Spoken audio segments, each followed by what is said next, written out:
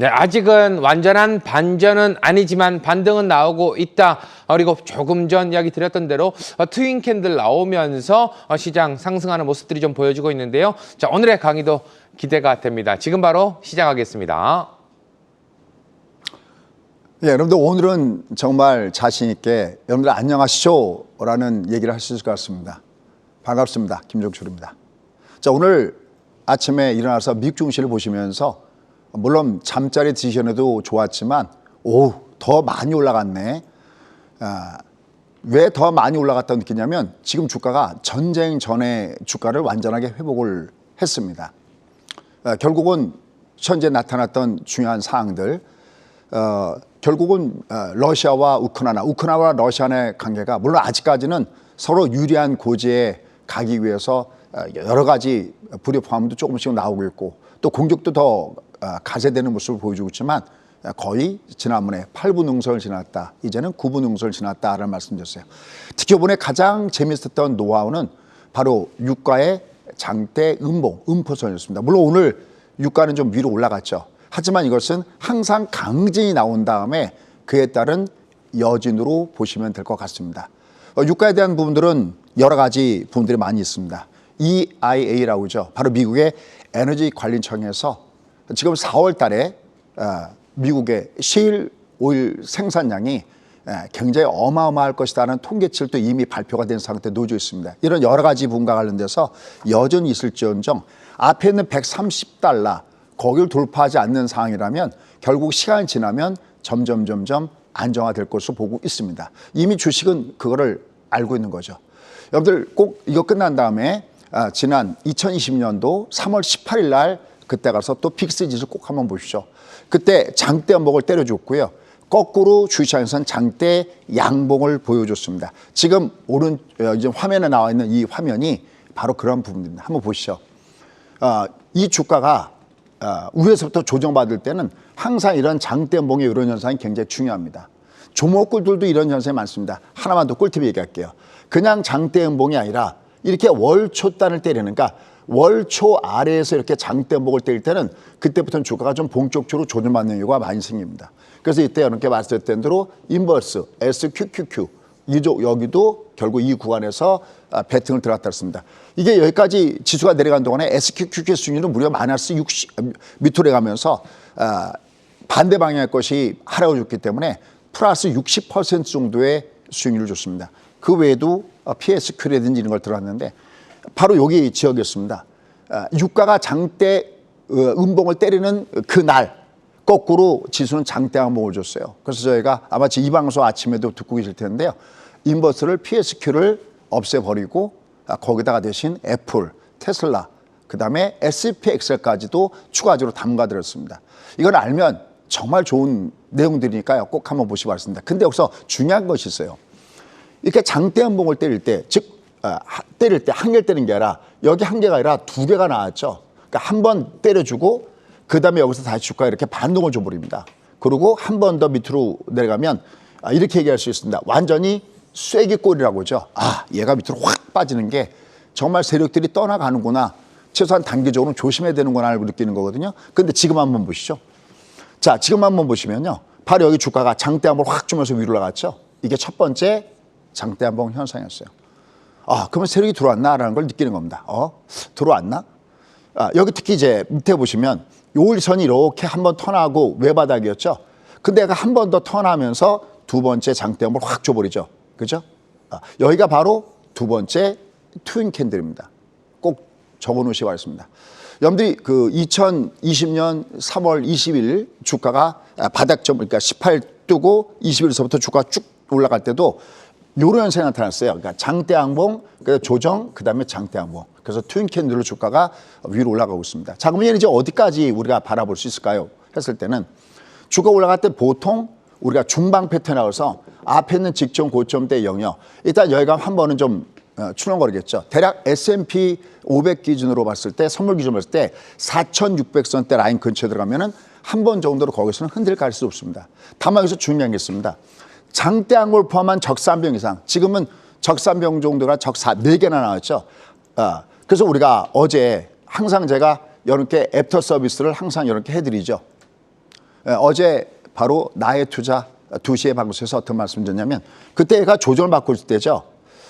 중요한 키포인트는 얘가 하나, 둘, 셋.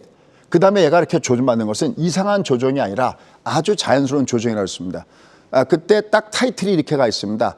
딱 한 가지만 보자. 조정 줄 때.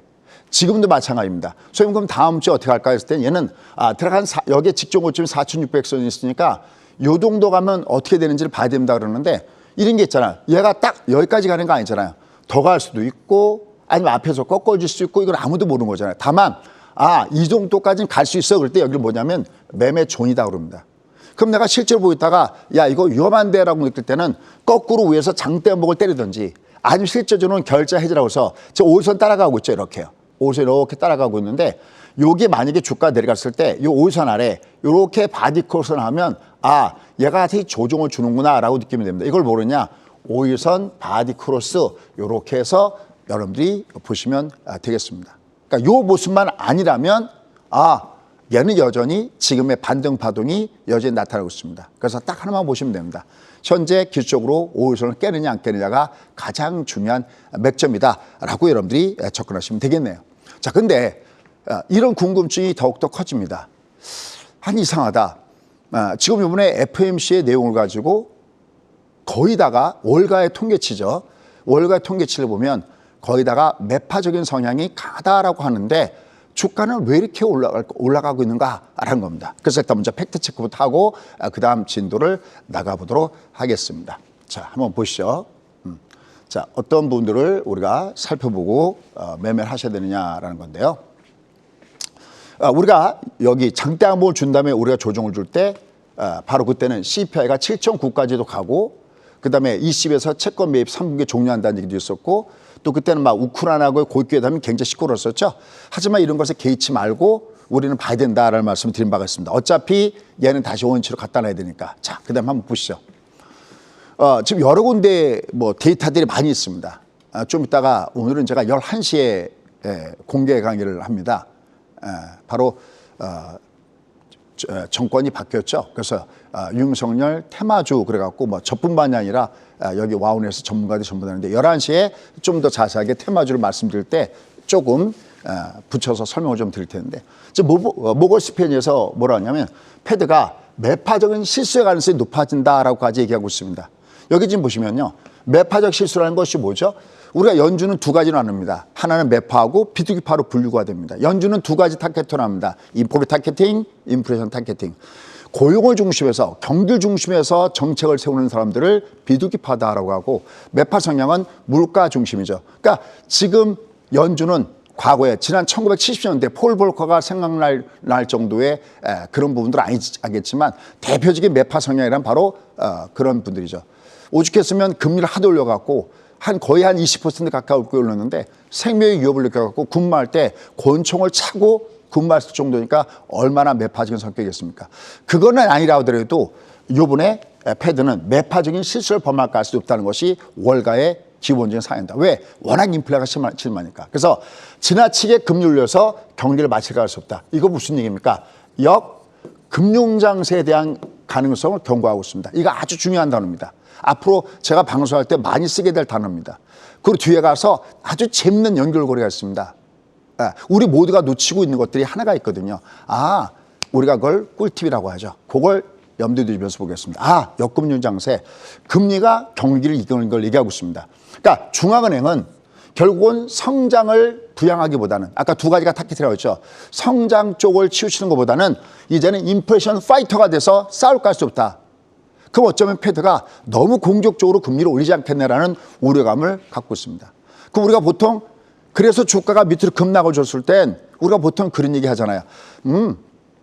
연준이 다 알아서 해줄 거야. 우리가 그것을 패드 푸시다라고 합니다. 하지만 그렇게 해서 주가가 급락을 줘서 패드 풋을 기대한다 하더라도 그것은 폭락을 줬을 때 바로 2018년 주가 흐름을 봤을 때 주가 흐름에서 연준 풋에 의해서 그거 되려면 주가가 급락을 줬던 그때와 똑같은 상황을 줘야 된다는 것이 바로 모건 스탠리의 기본적인 생각들이고 여기 보시면 여기 일부 전문가들도 이런 얘기를 계속해서 하고 있습니다. 자, 그 외에도 줄지어서 나와 있습니다. 골드만삭스도 내년까지는 약 한 3%. 그러니까 지금 현재 2.8%가 점도표상에 나와 있지 않습니까? 올해는 대략 한 1.9가 나와 있고 2.8 정도가 나와 있는데 대략은 그 정도가 되지만 4 내지 5%까지도 금리를 올릴수록 자극받는 인플레이션, 이것에 대한 우려감들을 이렇게 계속해서 얘기하고 있습니다. 분명히 매파적으로 흘러가고 있죠. 그죠? 여기 보시죠. 특히 처음에 미국 증시가 움직였을 때 주가가 밑으로 훅 약간 조정받는 느낌을 줬을 때는 역시 블러드가 한 얘기 했죠. 올해입니다. 내년이 아닙니다. 올해 3%까지 금리를 인상해야. 이거 무슨 얘기입니까? 이제 앞으로 6번밖에 안 남았는데 3% 올리면 가늠이 되십니까? 매번 올려도 안 되는 거죠. 곱하기 0.5씩 스트레이트로 올려야 이 정도가 되겠죠. 그래서 연준이 물가 안정에 대한 의지를 보여주기 위해서 요 단어가 아주 굉장히 중요합니다. 왜냐하면 경기는 심이다라고 하죠. 지금 이제 누구나가 연준이 자꾸만 인플레이션에 끌려다닌다는 생각을 갖고 있습니다. 그래서 지금 연준을 믿질 않아요. 무슨 얘기를 하더라도. 그러니까 뭔가 다시 한번 그것을 휘어잡아서 이제 연준이 물가를 잡을 수 있어, 인플레이션을 잡을 수 있어 라는 강력한 의지를 보여주기 위해서는 올해 금리를 무려 12차례나 올린 것과 같은 그런 금리 인상을 해야 된다라고 하고 있습니다. 이번에 유일하게 0.에서 반대표를 던진 사람이 바로 제임스 블러드죠. 그래서 여기 지금 보시면 이건 왜 이런 상황이 되느냐. 보십시오. 이미 돈을 어느 정도 벌어놓고 은퇴를 한 사람들이 있고 아니면 지금 저소득층이 있습니다. 그러면 물가가 올라가 버리면 어떻게 되죠? 예전에 만약에 빵을 2개를 살 수 있었으면 3개를 살 수 있으면 예전보다는 빵을 1개를 덜 살 수밖에 없는 부분이 되는 거죠. 그러니까 연준이 가장 보호해야 되는 어떤 수익의 책지를 하다니는 사람들한테 가장 큰 피해를 주고 있다라고 이렇게 스스로가 자기도 이 패드의 위원이면서도 여기 보시면 총재를 까는 이런 얘기들이 나와 있습니다. 그러니까 굉장히 공적적으로 이렇게 얘기를 하고 있습니다. 자, 그러면서 이 그래프 하나를 보십시오. 지금 여러분들이 아시겠지만 영란은행이 금리를 올렸죠. 이제 영란은행이 금리를 올리면서 이제 영란은행이 완전하게 코로나19 전 상태로 돌아갔어요. 근데 지금 현재 코로나19 전 상태의 금리가 2.5입니다. 지금 이제 처음으로 금리를 올려서 구간금리이기 때문에 0.에서 0.5죠. 여기까지는 일단 간다라고 전체적으로 현재 월가 아무리 보수적으로 본다 하더라도 야, 이게 코로나19 상태까지는 갈 거야 라고 지금 전체적으로 보고 있다라는 겁니다. 자, 그런데 이제 지금부터 여러분들은 새로운 그림을 찾게 될 겁니다. 자, 그 그림이 뭐냐? 준비되셨죠? 자, 지금까지 팩트체크였고요. 자, 화면은 잘 나오진 않겠지만 뭐 이미 여러분들 여러 차례 봤던 겁니다. 한번 주목해 보시죠. 여기 보시면 여기에 숨겨진 비밀이 하나가 있습니다. 지금 주가가 왜 올라갈까 그럴 때 제가 이런 말씀 드렸어요. 실제로 연준이 금리를 발표할 때 보면 성명서가 발표될 때는 주가가 위로 있다가 쭉 밑으로 밀면서 순간적으로 S&P 같은 경우도 마이너스까지 훅 빠졌었거든요. 근데 정확하게 2시 30분 이후에 한 5분 정도 지나니까 2시 30분 그럼 뭡니까? 2시에 성명서가 발표되고 2시 30분부터 연준 의장이 드디어 기자회견에서 입을 열었습니다. 그래서 각종 질문이 오고 갔죠. 제롬 파웰이 기자회견을 한 다음서부터 주가가 제가 이렇게 표현했습니다. 방송에서 거침없는 하이킥. 뭐 갔다가 뭐 쉬거나 못 눈치볼 이게 아니라 그냥 스트레이트로 위로 올라갔습니다. 여기서 어떤 얘기가 났을까요? 표면적인 얘기는 어떤 얘기가 나냐면 지금 현재 미국 경기는 굉장히 견조해. 두 번째, 내년에도 미국은 경기 침체 없을 거야. 그러니까 우리가 소위 지금 얘기하는 뭐 스태그플레이션의 그런 얘기를 얘기하는 거겠죠. 없을 거야. 단지 그 얘기뿐이었어요. 이거는 언제든지 어떤 것을 느낄 수 있냐면 그 정도 얘기는 뭐 이미 일상적 얘기 아니야라고 느낄 수 있거든요. 근데도 거침없는 하이크를 한 그 이유가 있습니다. 아직까지 중요한 거예요. 패드 의장은 그 말 속에 보면 이제 이 인플레이션은 조만간 끝날 거라는 그 마음을 아직까지 변치 않고 안 버리고 있다는 사실이에요. 다만 이번에 복선을 깔아놨습니다. 왜? 이 앞에 인플레이션이 일시적이라고 했다가 지탄을 많이 받고 있죠. 너무나 못한다. 이거 너무나 안이하게 대응하는 거 아니냐. 이런 멘트도 해놨습니다. 만약에 인플레이션이 쉽게 하면 통제의 범위를 넘어설 정도로 그렇게 올라가면은 가계 금융정책을 써서 그걸 하겠다. 그건 깔아놨지만 그건 조건문이고 만약에라는 조건문이고요. 여전히 그 마음속에는 아직까지 이것은 일시적이라는 마음이 그대로 녹아 있는 것 같습니다. 그러면서 여전히 경기에 대해서 긍정적으로 해왔습니다. 여기서 하나 체크할 거예요. 우리가 2020년도에는 제가 이렇게 2years 갑니다 하면서 가장 하나 내세웠던 거 있었습니다. 다른 어떤 학자가 나와도 다 쓸데가 없다고 했습니다. 이때는 그저 테이퍼링 얘기만 안 나오면 무조건 고라웠죠. 왜? 그때는 금융 장세의 성격이었어요. 어떤 학자가 나오더라도 저금리를 바탕으로 한 상태에서 모든 건 올라갔습니다. 근데 이번에는 전혀 다릅니다. 이제 여러분들이 앞으로 주목해야 될 뉴스는 금리가 아닙니다. 그럼 뭐를 봐야 되느냐? 물론 금리가 중요하지 않다는 게 아닙니다. 뭐를 봐야 되느냐? 우리가 2020년대 모든 학자가 나오더라도 그냥 저금리만 유지만 해준다면 그 악재를 담고 주가 올라가는 거였거든요. 그럼 이제는 금리에 대한 것들이 어차피 일정한 스케줄에서 금리 올릴 텐데 금리에 대한 악재가 나온다 하더라도 계속해서 이제 까봐야 되는 것은 뭐냐면 경제 지표입니다. 경제 지표가 어떻게 나냐? 경제 지표가 어떻게 나냐? 그다음에 기업의 실적이 어떻게 나오느냐? 이제 1분기 실적이 어떻게 나오느냐? 왜? 그 경기가 금리를 이기는 장세 성격이 앞으로의 장의 성격이다. 판이 바뀌었습니다. 우리 보통 고기 굽다 보면은 불판이 시꺼멓게 타면 그러죠. 이모님 여기 불판 좀 갈아주세요. 2020년대 불판은 유동성 장세의 불판이었어요. 그러니까 모든 악재를 저금리가 흡수하는 장세였어요. 그러니까 지금은 금리가 올라가는 건 이미 각오를 해줘야 된다. 이게 안 중요하다는 게 아니라 이게 너무나 가파르게 올라가면 금리가 너무 가파르게 올라가면 경기가 좋아져도 이게 못 따라가지 않습니까? 이게 여러분들 2015년대 주가가 확 빠지고 2016년도에는 금리 올려도 옆으로 뒀다가 2017년도에 연이어서 3월달, 6월달, 12월달 금리 올렸는데도 주가가 왜 올라갔습니까? 금리가 올라가는 걸 이미 각오한 겁니다. 아, 이제 금리 올라가. 이건 관심이 없어요. 대신 중요한 것은 기업의 실적이 얼마나 좋아지니. 근데 말씀드렸던 대로 2017년도에 트럼프의 감세 정책이 있었잖아요. 그러니까 실적이라는 놈이 얘를 이긴 겁니다. 그러니까 누가 키맨이냐는 거죠. 2020년대는 저금리가 키맨이었다면 이제 키맨은 경기 지표가 키맨이다라는 겁니다. 금리가 중요한 게 아니라 만약 경기 지표가 안 좋게 나온다면 이장은 없어요.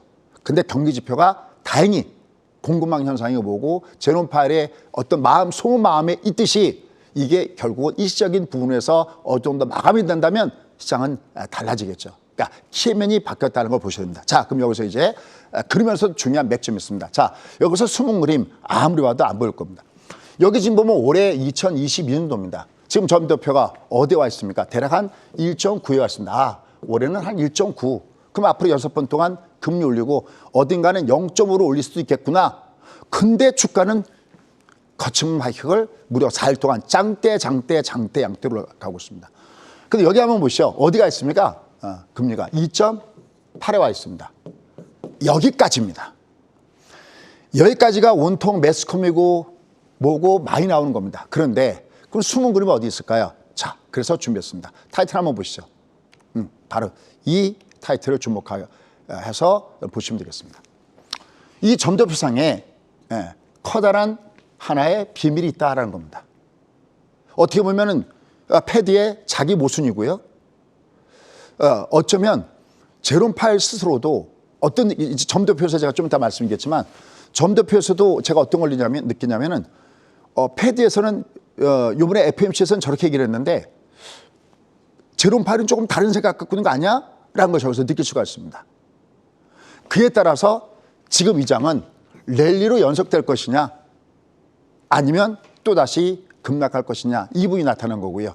그러한 상태에서 그 변곡점을 찾을 때 이 패드 점도표의 비밀을 알아야 된다는 겁니다. 자, 그러면 준비되셨죠? 자, 우리가 지금 여러 가지 얘기들이 많이 있습니다. 아마 여러분들 TV를 보시면 뭐 매파적인 성향이다. 아니다. 사실은 뭐 비둘기파인 성향이다. 왔다 갔다 하죠. 근데 도대체 어느 장단에 춤을 추냐라는 겁니다.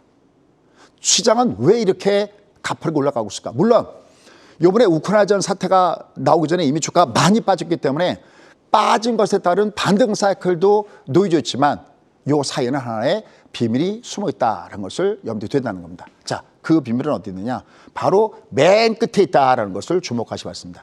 이 부분이 숨어 있는 비밀이다라는 겁니다. 선생님, 저기 봐도 뭐 아무것도 안 보이는데요. 바로 여기 보면 롱거 런이라는 게 있습니다. 앞으로 이제 많이 여러분들이 생각할 게 바로 이 롱거 런입니다. 선생님, 그 롱거 런이라는 게 그럼 도대체 뭘 얘기하는 겁니까? 이건 뭐냐면 장기적으로 기준금리가 어디를 형성할 것이냐라고 예측하는 부분들이 전망이 바로 이 롱고런이다라는 겁니다. 그럼 좀 더 구체적으로 숫자를 가지고 한번 보도록 하겠습니다. 나중에 한번 돌려서 한번 보시고요. 자, 이번에 연준이 바뀐 부분들이 있습니다. 자, 어떤 부분들이 어떻게 바뀌었느냐 보면요. 한번 보시죠. 여기 12월에 이어서 3월달 바뀐 걸 보면 먼저 경제 전망이 어떻게 바뀌었습니까? 4.6에서 2.8로 경제 전망이 내려왔죠. 경기는 안 좋을 것이다 해서 밑으로 내려져 있습니다. 그렇죠? 그 다음에 요 밑에 보십시오. 요 밑에 보시면 특히 여기 코어 PC가 아주 중요한데요.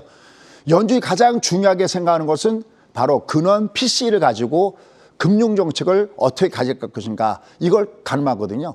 근데 요 부분을 지금 보시면 얼마가 되고 있습니까? 여기 밑에 보시면 2.6에서 오히려 여기 보시면 요건 그냥 PC는 2.6에서 4.3이고요. 여기 보시죠. 2.6에서 4.2를 가리키고 있습니다. 그러면 경기는 밑으로 내려가고 물가 이렇게 위로 올라가죠. 그러면 연준이 인플레이션 파이터가 안 되는 게 이상한 거죠.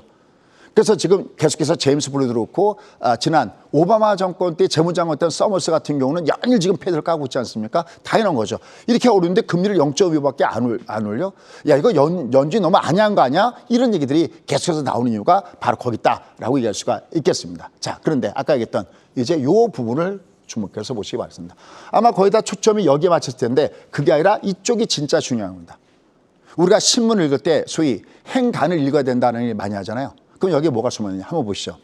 여기 밑에를 보면 페더럴 펀드 레이트에서 여기 좀 보시죠. 여기를 보면 2.5에 있다가 그러니까 12월 달에 2.5에 있다가 2.4에 와 있습니다.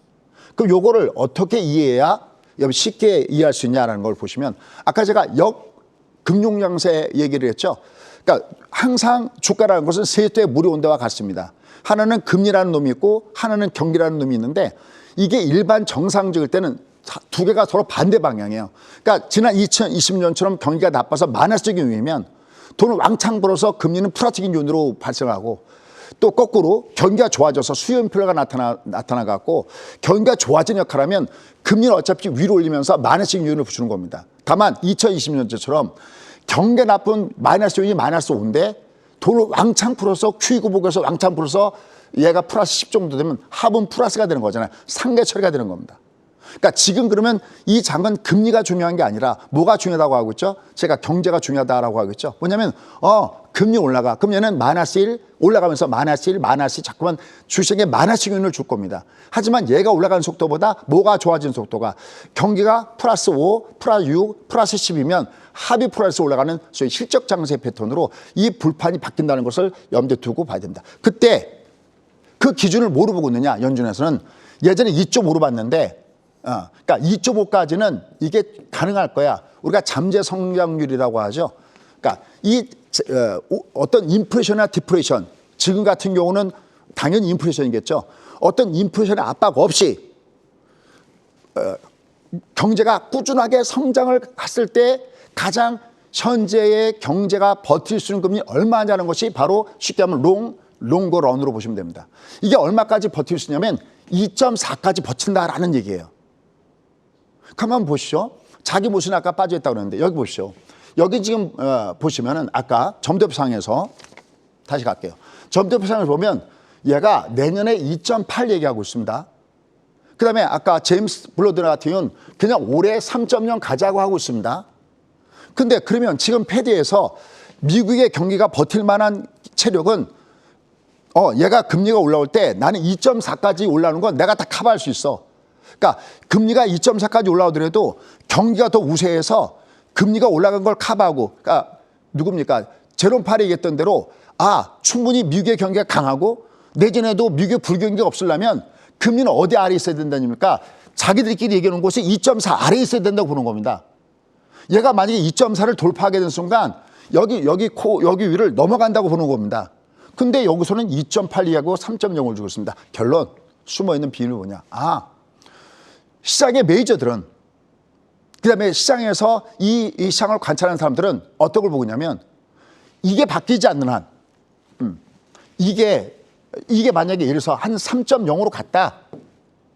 일종의 우리나라에서는 이겼기 때문에 소위 잠재 성장률과 비슷한 건데, 얘가 3.0까지는 미국 경기가 충분히 튼튼해 라고 하면 미국 경기는 올해 1.9 내내 2.8까지 충분히 가겠죠. 근데 자기네가 이게 2.4 이상 넘어가면 이게 경기에 크게 타격을 준다는 겁니다. 소위 얘기하는 물가로 올라가고 경기는 착살나는 스태그플레이션이 온다는 걸 자기 스스로가 2.4로 박아놨어요. 그런데 웬걸 점도표에서 2.8까지 올라갈 수 있어? 현재 주가가 그래서 올라가는 가장 중요한 원인 중에 하나는 뭐냐? 이렇게 금리를 올리지 못할 것이다. 즉 금리가 올라가면서 마이너스 요인은 마이너스 1, 마이너스 1 올라가겠지만 물론 상반년 연속해서 올라야 되겠죠. 지금 아까 얘기했던 대로 3월 때 올리고 지금 5월 달에 금리를 0.5를 올릴 가능성이 어떻게 되냐? 거의 반반입니다. 0.6를 올릴 가능성이 50%대, 그다음에 0.2를 올릴 가능성이 50%대, 0.5를 올릴 가능성이 단 40%대입니다. 이게 또 순간적으로 바뀌고 지금 우크라이나 문제고 뭐고 해결되면 순간적으로 0.5를 올릴 가능성이 높아지겠죠. 그러나 3월, 5월, 6월까지는 어차피 일정한 수준의 금리를 갖다 놓지만 그 뒤로 가면서 하반기로 가면서 또 특히 유가가 좀 장대 목을 때리는 상태 있지 않습니까? 이런 상태 속에서 과연 금리는 저렇게까지 올라갔을 것인가 할 때 시장 참가자들은 그렇게 보지 않고 있다는 것이 하나의 숨어있는 그림이니까 그걸 염두에 두시면서 매매 전략을 구사하시면서 하시면 좋을 것 같습니다. 자, 그럼 이제 지금서부터는 저 얘기를 하도록 하겠습니다. 신군 지금 몇 분입니까? 시계를 봐도 시계가 없네. 8시 반입니다. 그럼 이제 마무리를 간략하게 해보도록 하겠습니다. 자, 미 증시는 13년 동안 상승 랠리를 펼쳤습니다. 13년 어디입니까? 2008년도 이후에 한 번도 하락장이 없었어요. 어제 TV인가 보니까 야 미국이 좋으냐 한국이 좋으냐 그거 갖고 논쟁하는데 앞으로 그런 거 있으면 저도 꼭 출연시켜 주십시오. 그때는 제가 바쁘도 꼭 나가서 저도 한번 하도록 하겠습니다. 근데 워낙 뭐 쟁쟁하신 분들이 나오셨더라고요. 자, 2008년부터 2020년까지 무려 13년 동안 한 번도 얘는 하락장이 없었습니다. 수요 무슨 얘기입니까? 아니 2020년도도 코로나19 때문에 확 빠졌고요. 그다음에 여러분 여기 기억나실지 모르겠는데 신이시여 우리에게는 한 척의 배가 있습니다. 2018년도였죠. 이때도 이렇게 주가가 훅 빠졌었고 여러 가지가 빠진 적이 있습니다. 아니요. 얘는 한 번도 상승 랠리에서 벗어난 적이 없습니다. 어떤 걸 기억해야 되냐? 바로 이걸 기억하시기 바랍니다. 상승장에서 하락장으로 꺾을 때 반드시 이 L 파동을 줬을 때 하락 파동으로 넘어갔다라고 평가하는 겁니다. 지금 우리나라 장하고 미국하고 다른 점이 바로 여기 있는데요. 60이 이렇게 내려갔다가 하바로 꺾어지고 있죠. 미국은 한 번도 이게 안 왔습니다. 다만 고비는 한 번 있었습니다. 여기입니다. 2015년도 12월 때 첫 번째 금리 올릴 때 올라가다가 여기 N자로 확 빠지려고 그랬었죠. 그죠? 이게 만약에 여기 이 밑에 있는 점선 여기를 깨고 내려갔으면 어떻게 됐을까요? 여기를 깨고 났으면 얘는 본격적으로 L 파동을 줬었죠. 이러면 얘는 하락 파동입니다. 근데 지금까지 단 한 번도 저런 현상 나타나지 않죠. 미국은 단 한 번도 L 파동 준 적이 없습니다. 자, 그럼 아주 지금 굉장히 좋은 먹잇감이 있습니다. 현재 주가 위치입니다. 어떻게 될까요? 만약에 그럴 가능성이 작지만 얘가 올라가다가 이제 각도가 중요합니다. 올라가도 완만하게 조정을 주면 아무 상관이 없는데 얘가 만약 주가 올라가다가 뭔가가 나빠갖고 얘가 빠졌다고 칠게요. 그렇다고 치더라도 한번 보시죠. 얘는 여기엔자인가요? 신군 얘가 여기엔자인가요? 아닙니다. 아니죠. 얘 그럼 우리 표현하면 무슨 파동이 남아있습니까? 최소한 미국은 L파동. M파동이 남아있습니다. 그러니까 미국 시장은 한 번도 하락장을 준 적이 없습니다. 그러니까 얘가 내려갈 때 내가 타임을 잡기 어려우면 내려갈 때마다 스파이를 단계별로 사놓으십시오라고 얘기했던 이유가 그 자신감 어디냐. 저의 자신감이 아니라 실패해서 배우는 성공과 바로 이 흐름에 대한 자신감입니다. 그러니까 얘는 다시 내려가더라도 주가가 위로 올라가야 되는 부분들은 바로 거기 있다. 다만 이제 직전 고점에서 어떻게 되느냐. 이 부분을 우리가 정해보는 것이 매우 필요하다는 거 보시면 좋겠습니다. 자, 그럼 이제 우리나라 시장으로 가도록 하겠습니다. 근데 우리는 달라요. 우리는 얘가 내려갔다가 지금 여기엔 짜죠. 네. 이미 우리는 여기를 깨고 나가면서 이미 얘는 어디 와 있습니까? L파동. 예, 우리는 L파동 왔습니다. 우리는 하락장이에요. 다만 얘가 그냥 빠지는 게 아니라 이렇게 제가 그런 얘기했죠. 얘가 나쁜 것은 아직까지 아닌 것은 올라가도 베어마켓을 일이지 불마켓은 아니다 그렇습니다. 다만 좋은 거 하나는 그래도 얘를 내려가면 어떻게 된다? 떠야 된다. 그때 의미선 3개. 어디요? 2600이요. 얘가 이걸 깨고 나면 다음에 2500. 얘는 만약에 최악의 경우에 우리가 내려오더라도 2600선대 라인서부터 2500선대 라인은 펀더멘탈성의 바닥점이기 때문에 계속해서 주목해야 됩니다. 다만 얘는 올라갈 때 어느 라인에서부터는 조심해서 올라가야 될 것이냐. 여기 바로 60선대 여기 있는 라인은 조심해야 되겠죠. 그다음에 코삭은 아직 무슨 파동을 안 줬느냐? M파동 안 줬죠. 얘는 여기에 잘 주지 않았습니다. 그럼 얘는 올라갈 때 여기 역시 마틴 결존을 여기를 겨냥해서 이 베어마켓 랠리를 한번 같이 한번 보시는 것은 어떨까 싶습니다. 다만 우리는 미국과 좀 다르게 형성되는 것은 우린 잠재 성장률 꼭 한번 나중에 가서 한번 보시죠. 우리 이 잠재 성장률이요. 앞으로 1%대로 진입합니다. 이거 우리한테는 굉장히 큰 비상입니다. 요번에 바뀐 정권에서 과연 얼마나 이걸 끌어올릴지 모르겠는데 지금 잠재 성장 추이가 저렇게 내려가고 있다는 것은 우리한테는 상당히 비중이라는 것을 염두에 두시기 바랍니다. 자, 지금 한번 주식 한번 보시죠.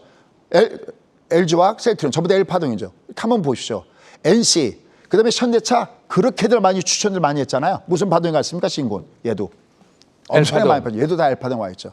이런 걸 모르면 매매가 안 됩니다. 여기 보시죠. NC부터 여기가 L파동이거든요. 여기 와 있습니다. 내가 주가 흐름을 염두에 두시고 해줘야 됩니다. 근데 아주 다행스러운 거죠. 삼성전자는 아직까지 L파동은 아니네요. 아닙니다. 더군다나 SK하이닉스는 오히려 원칙 같습니다. 그러니까 개인적으로는 물론 삼성전자도 뛰긴 뛰겠지만 똑같이 조정할 때 위로 올라가는 복원력은 누가 빠를 것이냐. SK하이닉스가 더욱더 빠를 것이라는 것이 여기서 나와 있습니다. 특히 카카오와 네이버 얘는 아직 60이 외봉이죠. 외보면 뜨고 봅니다. 여기도 외봉이죠. 뜨고 봅니다. 이건 좀 이따가 11시에 방송할 때 좀 더 자세하게 이렇게 말씀드리도록 하겠습니다. 그런 종목군들이 밑에서부터 올라간 종목이 굉장히 많거든요. 자, 우리가 지난번에 이제 마무리가 하겠습니다. 베어마켓 랠리가 와야 되는 이유에 대해서 설명을 드렸습니다. 그때 A타입, B타입, C타입 여러분 많이 보셨더라고요. 오늘은 제가 이 화면 하나를 준비했습니다. 자, 바로 이 화면입니다. 12분의 9법칙입니다. 화면에 잘 안 보이는 것 같습니다. 제가 잠깐 화면 보니까 잘 안 보이는데 여기 녹색들이 있습니다. 12분의 9법칙의 주가 흐름입니다. 그러니까 주가가 위에서부터 조정할 때 최근 1년 동안에 12개월 동안 조정받아 버리면 바로 여기가 바닥점에 들어온다는 겁니다. 근데 여기는 이 녹색이 보이지 않습니다. 다른 데는 다 이렇게 녹색이 있거든요. 녹색이 있고 녹색이 있고 다 동그란 친구가 녹색이 있는데 여긴 녹색이 없습니다. 요거를 좀 이따가 11시에 같이 한번 보여드리도록 하겠습니다. 결론. 얘는 만약에 밑창으로 내려가더라도 올라가다 두대 맞더라도 2600선대와 2500선대 그 라인이 놓여져 있고 얘는 지금 주가 올라갈 때 바닥점을 찍기 위한 것은 베어마켓 랠리가 현재 진행 중이라는 것을 염두에 두시고 매매 전략을 구사하신 것이 굉장히 좋다. 최악의 경우에 얘가 주가가 내려간다 해도 얘는 상반기에 바닥을 찍고 올라가야 된 이유가 12분의 9법칙 한번 카운팅해 보십시오. 좀 이따 11시에 같이 한번 카운팅 할게요. 12분의 9법칙 때문에 얘가 내려가도 어쨌든 하대선 바닥점을 찍어야 되고 그 앞에서 돌 때는 어떻게 움직이는지를 좀 이따가 자세히 한번 말씀드리도록 하겠습니다.